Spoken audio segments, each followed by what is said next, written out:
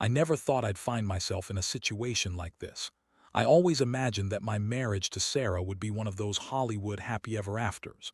We met in college, both bright-eyed and filled with dreams of what our lives would become.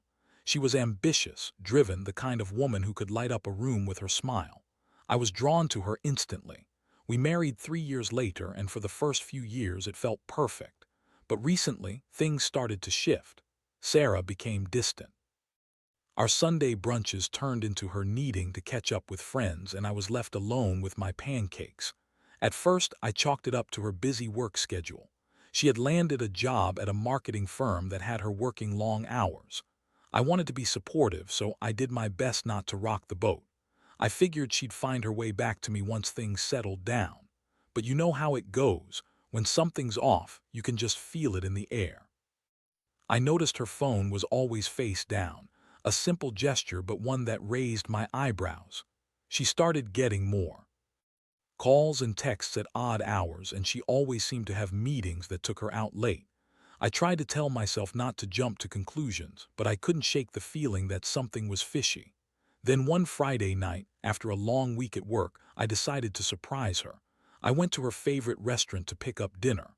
I was excited to see her face light up when I walked in with her favorite meal. But when I arrived, I noticed her car wasn't there. Odd, I thought.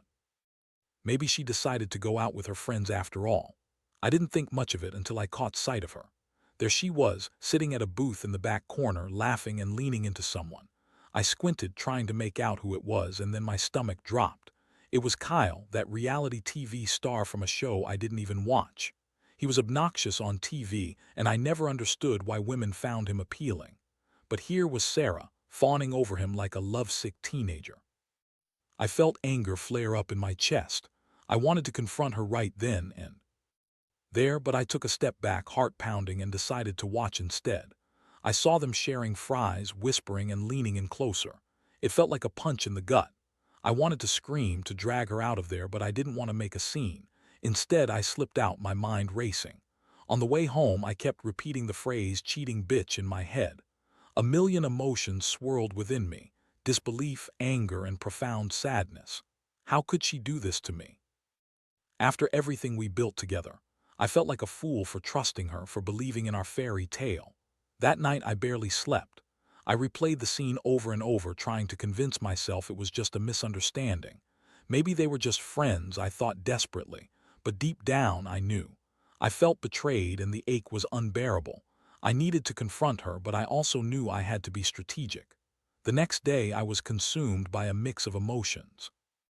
I wanted her to feel the pain I felt, to understand the devastation of betrayal. But how? It wasn't just about revenge, it was about exposing the truth. I started planning then and there. I had to find a way to make her pay for what she'd done. What would be my play? I needed to gather evidence, maybe even go to extremes. The thought of the humiliation she would face filled me with a sense of twisted satisfaction. I wanted to turn the tables, to flip the narrative. Little did I know, this was just the beginning of my journey. I spent the weekend wrestling with my emotions and laying the groundwork for my plan. It was like I had entered a dark, twisted game, and I was determined to win. I couldn't just confront Sarah without solid proof. I needed something that would crush her and Kyle both. I wasn't just angry. I was going to make sure that they both regretted what they'd done. I recalled how Sarah would often leave her phone unattended when she was home. She was so casual about it, sometimes even forgetting to lock it. I decided I needed to take advantage of that. It was risky, but I figured it was worth a shot. I told myself I was doing it for the sake of my sanity, to find closure and maybe even prevent this from happening to someone else. On Monday, Sarah left for work early. I felt a surge of adrenaline as I took my chance. I snuck into our bedroom and grabbed her phone from the nightstand. My heart raced, and I felt like a criminal as I punched in her passcode. Her birthday, of course, so predictable. I didn't know what I was looking for, but I was ready for anything. I scrolled through her messages, and there it was, a conversation chain with Kyle. My jaw clenched as I read the back and forth. They had been texting for weeks, planning secret meetups and sharing the kind of intimate messages that were meant for a partner. She called him babe and sent flirty emojis, a stark contrast to the way she treated me lately. I felt sick. Each message was like a dagger twisting deeper into my heart. They were meeting up while I was at work, laughing and having a great time without me. I could see photos of them together at various events. It was a full-blown affair, and all that time I had been clueless, believing in the lie she had spun. After gathering screenshots, I decided to dig a little deeper. I logged into her social media where she had tagged him in posts, looking all too comfortable. They were at some exclusive event last week, and the thought of her flaunting him in public while I was left in the dark filled me with rage. I felt my mind racing. This was it. This was my ammunition. I had everything I needed to expose them, but I still needed to decide how to go about it. I thought about making a big scene, but that didn't quite fit the narrative I had in mind. This was about public humiliation, not just a confrontation. I wanted everyone to know who she really was. After hours of pacing the house, I found my resolve. I was going to tell her I knew about the affair and then unleash all the proof I had gathered. I wanted her to feel the weight of her betrayal, not just from me, but from everyone she cared about. I wanted her to experience the consequences of her actions on every level. When Sarah came home that evening, I acted as if everything was normal. I cooked dinner and we sat down to eat. My insides were churning, but I kept my face neutral. I watched her eat, pretending to listen as she chatted about her day. She was blissfully unaware, and that only fueled my anger. As we cleared the table, I decided it was time. I took a deep breath and said, "We need to talk." Her eyes darted to me, a flicker of concern crossing her face. "Is everything okay?" she asked. "Not really," I replied. "I know about Kyle." Her expression changed in an instant. She froze. "What are you talking about?" "Don't play dumb, Sarah. I saw you at the restaurant last week. I have the texts, the photos, everything." I pulled out my phone, my hands shaking as I opened the screenshots. "You're not going to lie your way out of this." Her face paled as I showed her the evidence. I could see her scrambling to find words, but she was caught. "It's not what you think. We were just having fun." She stammered, her voice trembling. "Fun?" I snapped back. "You call cheating on your husband fun?" The confrontation escalated quickly. She launched into a series of excuses, claiming that I had pushed her away and that Kyle was just a friend. But I didn't care for her rhetoric. I had seen the truth, and I wanted her to feel the weight of her betrayal. I wanted to break her facade and show everyone who she truly was. I felt a sense of satisfaction, like I was slowly regaining control. But the emotional weight was still heavy. I wanted to scream, to cry, to throw things around. Instead, I stood firm, determined to follow through with my plan for revenge. I spent that night thinking about how to expose her, how to make sure this scandal became public knowledge. I wanted to turn the tables and make her regret every moment she spent with Kyle, knowing she had lost everything she once valued. Would I really go through with this? Yes, I decided. I had to. It was the only way for me to reclaim my dignity. The aftermath of my confrontation with Sarah was a whirlwind of emotions. I felt a perverse sense of relief mixed with anger, and I realized I was now fully committed to my plan for revenge. I had exposed her lie, but I wanted it to go further. I wanted her to feel the weight of her choices in the most public and humiliating way possible. After the confrontation, Sarah tried to play nice, but I could see the desperation in her eyes.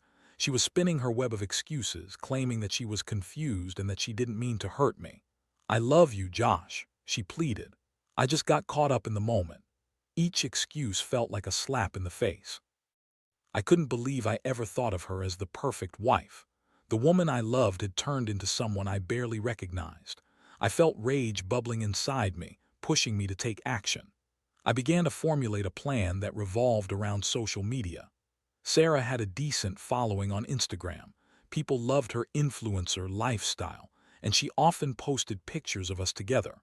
I realized that if I could expose her affair to her followers, it would be the ultimate revenge. It wouldn't just hurt her, it would obliterate her perfect image. I created a fake Instagram account. It took some time, but I managed to make it look legitimate, complete with a few followers and some attractive pictures. I also gathered all the evidence I had against Sarah and Kyle, screenshots of their messages, photos of them together, and even a couple of videos from the events they attended. I wanted to ensure this was a bombshell that would explode their lives. Once the account was set up, I needed to choose my moment wisely. I waited until I was sure Sarah was out with her friends on a Saturday night. I knew she'd be distracted and wouldn't check her phone for hours. Her absence gave me the perfect opportunity to execute my plan without interruption. I began posting. First, I uploaded a few of the flirty texts between Sarah and Kyle. Then I shared the photos of them together, looking like the perfect couple. Finally, to really drive the point home, I crafted a post that detailed how Sarah had deceived me while projecting an image of a perfect wife. I tagged Kyle and included hashtags like cheater and reality TV scandal. My heart raced as I hit post.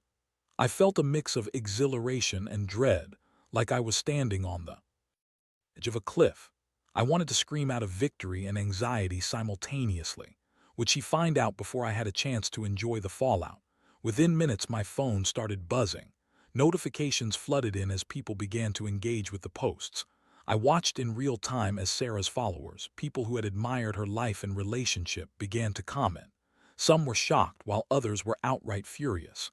The more they reacted, the more alive I felt. This was it. I was finally taking back control. Then came the storm. Sarah's phone started buzzing incessantly as her friends texted her, and soon I could hear her voice yelling from downstairs. "What the hell is this?" I couldn't help but chuckle. I stood at the top of the stairs, arms crossed, watching her try to piece together what was happening. The realization of my plan hitting her like a freight train was a sight to behold. She burst into the living room, her face flushed and her eyes wide with panic. "Josh, what did you do?" I leaned against the wall, feigning nonchalance. "What do you mean? I just shared the truth."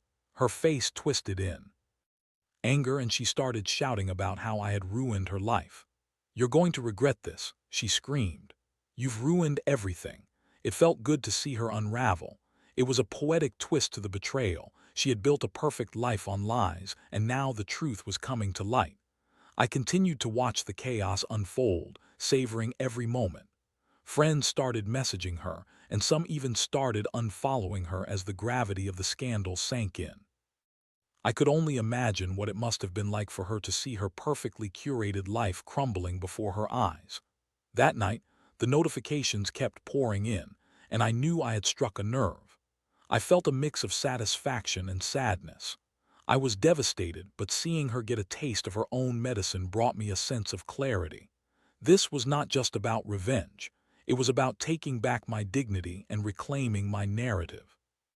The next day, as the fallout continued, Sarah's friends began to confront her. I overheard conversations as she tried to explain herself, but the words seemed to fall flat. Each time she tried to downplay the situation, the anger from her friends came flooding back. "Sarah, you can't just keep lying. We saw the messages." One of them yelled during a phone call. I felt a pang of sympathy, but it quickly faded. She had brought this upon herself. As I watched her world crumble, I couldn't help but think about what I had learned through this experience. Betrayal could come from the person you least expected, and sometimes the best way to heal is to expose the truth. My heart was still heavy, but I felt a strange sense of empowerment. This was just the beginning. I knew I had to keep the momentum going. The scandal was just starting to unfold, and I needed to see it through to its conclusion. I was committed to ensuring Sarah and Kyle would pay for their deception, and I wouldn't rest until I saw it happen. The days that followed were nothing short of a whirlwind. Sarah's world was imploding, and I was right in the center of the storm, watching the chaos unfold with a mix of satisfaction and lingering sadness. I had expected some backlash, but I underestimated how far-reaching the scandal would go. By the third day, Sarah had become the subject of gossip not just among her friends, but within her entire social circle. Her followers on social media had ballooned with new commenters who were curious about the drama. People I didn't even know were chiming in, speculating about her betrayal and questioning her character. It was surreal to see her reputation disintegrating in real time. One afternoon, as I was scrolling through the comments on my posts, I noticed a direct message from one of Sarah's old college friends, Jenna. She had always been a loyal friend to Sarah, and I knew this message could turn the tide. Jenna wanted to meet up and talk. My heart raced at the thought. Would she be another person to defend Sarah, or was she willing to confront her about the affair? I decided to meet with Jenna. If she was going to be part of the fallout, I wanted to be there to witness it. We agreed to meet at a coffee shop where we had both spent time during our college years. When I arrived, Jenna was already there, looking nervous. I could see the worry etched on her face as she greeted me. "Hey Josh," she said, her voice shaky. "I'm sorry about everything that's happened. This must be really hard for you." "Hard doesn't begin to describe it," I replied, gesturing for her to sit. "But I needed to get the truth out there. She needs to face the consequences." Jenna nodded, her eyes darting around as if she was worried someone might overhear. "Look, I just want to understand what happened. Sarah hasn't been honest with me about everything. I thought you guys were happy." I could see the concern in her eyes, and it gave me an opportunity to share what I had uncovered. I pulled out my phone and showed her the evidence, the texts, the photos, the posts I had shared. As she scrolled through them, her expression morphed from confusion to shock. "I can't believe this," she whispered. "I had no idea she was with him." I leaned in, lowering my voice. "I caught them together, Jenna. This isn't just a misunderstanding. She put on a facade for everyone, and now it's all falling apart." Jenna looked upset, and I felt a pang of guilt. It was just Sarah's affair that was hurting. There were others involved who genuinely cared for her, but guilt was fleeting. I reminded myself that Sarah had made her choice, and I wasn't the one who put this in motion. "I think I need to talk to her," Jenna said finally, determination in her voice. "This is not okay. I can't just sit here and watch her ruin her life." I nodded, feeling a strange sense of camaraderie with her. "Just be prepared, she's going to have her defenses up. She's not going to take this well." Jenna left, and I felt a mix of relief and anxiety. Maybe I had set off a chain reaction that would fully expose Sarah's lies. I spent the rest of the day waiting for updates, refreshing my social media and hoping for more fallout. Later that evening, I received a message from Jenna. I talked to Sarah. She seemed defensive at first, but then I showed her the posts and she broke down. She's scared, Josh. She knows she messed up. My heart raced. This was the moment I had been waiting for, the moment when Sarah would finally have to confront the reality of her actions. "What did she say?" I typed back, eager for every detail. She kept saying it was a mistake, that she didn't mean for things to go so far. She was crying, and I think she's finally realizing how much she has to lose. I couldn't help but feel a twinge of empathy. The reality of the situation was settling in for Sarah, and while I still had a long way to go before I could forgive her, I was glad that she was feeling the impact of her betrayal. As the days went by, more people started to reach out to me, friends of Sarah's who were either defending her or expressing their disbelief. I got messages asking for my side of the story, and I decided to share the truth with a few select people. I wanted them to know that this wasn't just a random accusation. It was rooted in reality and betrayal. Sarah's friends began to distance themselves, and I could see the toll it was taking on her. Rumors swirled, and she quickly became the talk of the town. I knew it was all part of my plan to expose her, but watching her suffer brought me mixed feelings. It was hard to separate the anger from the empathy I felt. Eventually, Sarah approached me for a real conversation. "Can we talk?" she asked one evening, her voice small. I could see the tears welling up in her eyes, and a part of me wanted to soften, to embrace her and pretend everything was okay, but I couldn't. "What's left to say, Sarah?" I replied coolly. "You made your choices, and now you're facing the consequences. This isn't just about us anymore." She looked defeated, but I could see a flicker of determination in her eyes. "I want to make this right," she said, her voice trembling. "I want to fix this." Fix this? My heart pounded in my chest. Who was she to think she could just erase what she had done? "What do you think you can fix?" I snapped. "You've destroyed our marriage and your reputation in one fell swoop. You can't just pretend it didn't happen." The conversation spiraled into a heated argument, with her begging for a chance to explain, to regain my trust. But I was ready to hear it. I had come too far to simply forgive her. As I stood there, I realized that I needed to make my next move. I had gone from the betrayed husband to someone who was reclaiming his life. It was time for me to decide what I really wanted. Did I want her back, or did I want to see her truly pay for her actions? This was no longer just about revenge. It was about my own healing and moving forward. The tension between Sarah and me reached an unbearable point. I could see the hurt in her eyes, but I also felt the weight of my own pain pressing down on me. She was trying to salvage something that was already lost, and I realized I had reached a crossroads. I could either let her manipulate the situation or take control of my own narrative. After that confrontation, I decided to step back and really think about what I wanted. I had spent so much time planning my revenge that I hadn't given much thought to my own feelings or future. Yes, Sarah had betrayed me, but I was also hurting in ways I hadn't fully processed. I needed to take care of myself first before deciding on what came next. I went to see a therapist. I figured it was time to talk through everything.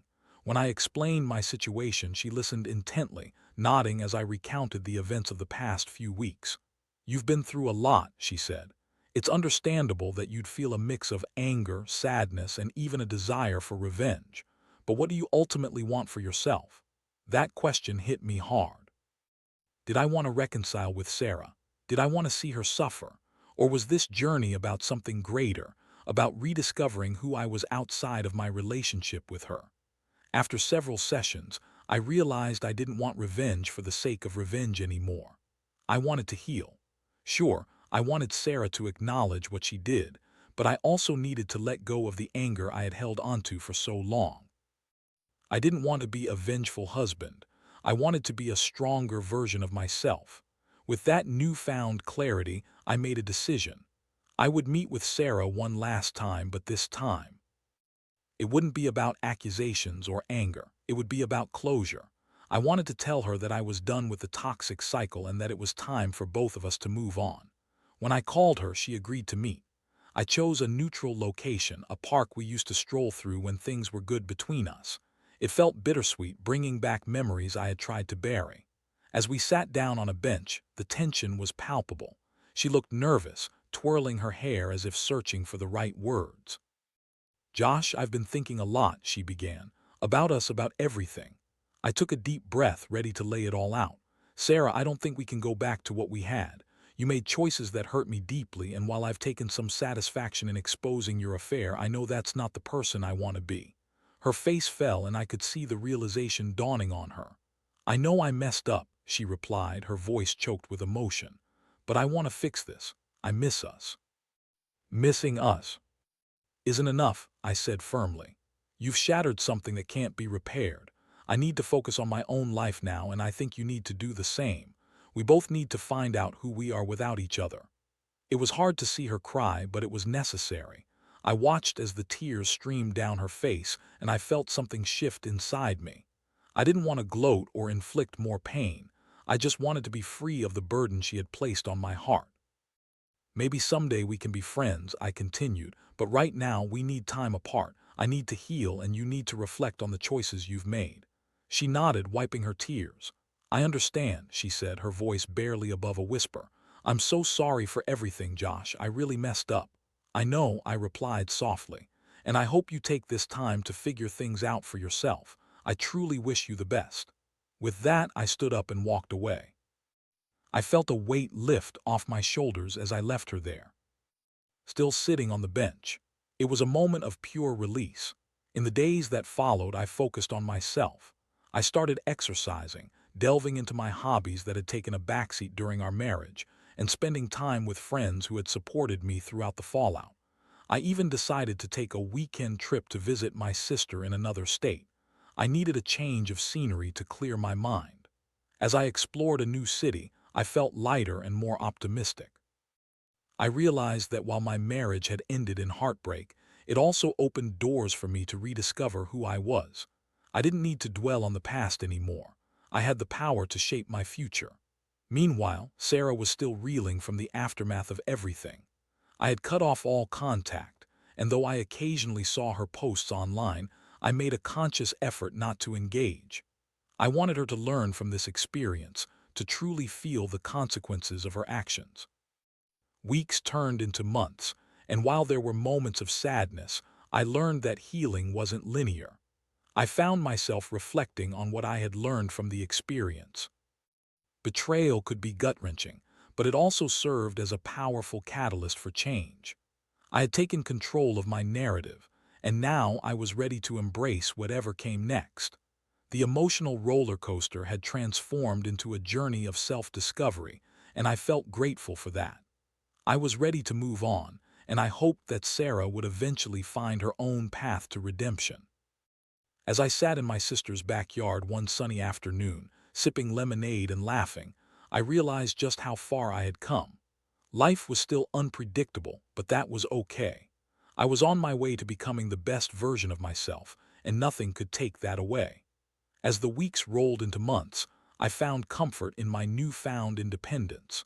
I embraced solitude and learned to enjoy my own company, something I had taken for granted during my marriage. Reflecting on the pain of betrayal reminded me that healing was a process, one that required patience and self-reflection.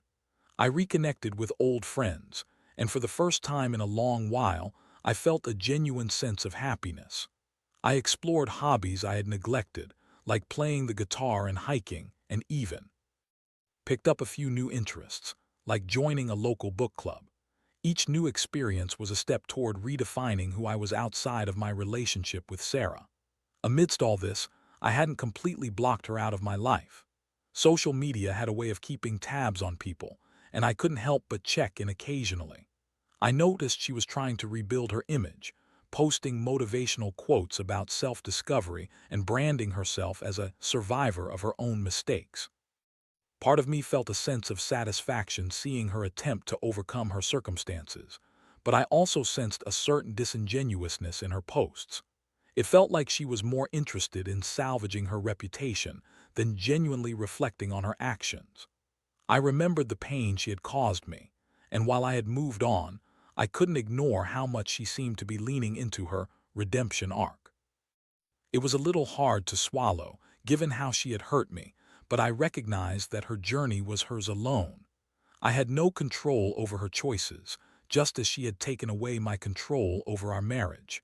Then came the day when I received a surprising message from her. It was short and straightforward. "Can we talk?" My heart raced for a moment. I had been living my life free from the toxicity of our past, and the thought of facing her again stirred up old emotions. I knew I had to approach this calmly. After some back and forth, we decided to meet at a coffee shop. I arrived first, my palms slightly clammy, and sat down with a coffee. When she walked in, I could see the nervousness etched across her face. She looked different, more put together, and somehow more vulnerable. I felt a mix of apprehension and curiosity wash over me. "Hey," she said, taking a seat across from me. "Hey," I replied, trying to keep my tone neutral. There was a moment of silence as we both sipped our coffees, the weight of what had happened between us hanging in the air. Finally, she broke the silence. "I wanted to apologize again. For everything. I know words don't mean much, but I truly am sorry for how I treated you. I've spent a lot of time reflecting on my actions, and I'm working on myself." I met her gaze, and for the first time I could see sincerity in her eyes. "I appreciate your apology, Sarah, I really do. But it's been a long road for me too. I've had to rebuild my life and who I want to be after everything that happened." "I understand," she said softly. "I've been trying to do the same. I know I can't change the past, but I want to learn from it.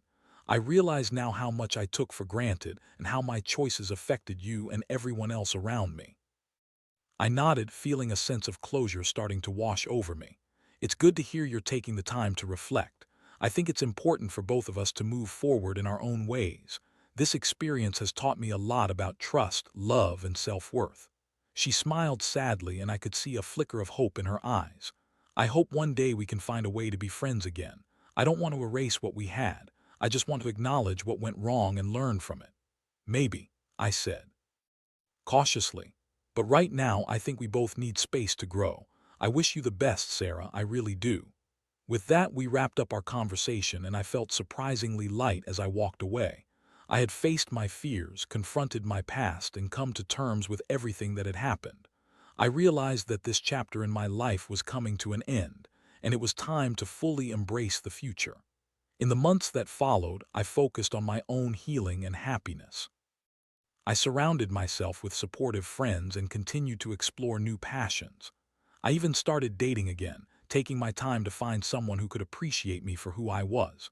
Though I still carried the scars of betrayal, I no longer let them define me. Instead, they became a part of my story, a story of resilience, growth, and ultimately, self-discovery. I discovered that while love can bring us joy, it can also teach us invaluable lessons about ourselves. As I moved forward, I reminded myself of the importance of trust and communication in relationships. I was determined not to make the same mistakes again, and I wanted to cultivate a partnership grounded in respect and honesty. Looking back, I could finally see that the fallout from Sarah's betrayal was not just a painful chapter but a catalyst for my own transformation. I emerged stronger and wiser, ready to embrace the next phase of my life. In the end, I learned that while heartbreak can shatter you, it can also be the spark that ignites the most profound self-discovery. I was no longer the man who had been betrayed. I was becoming the man I was always meant to be. And with that realization, I felt a sense of peace wash over me. I was ready for whatever came next, knowing that I had the strength to face it head-on. Life was full of possibilities, and I was excited to see where the journey would take me next.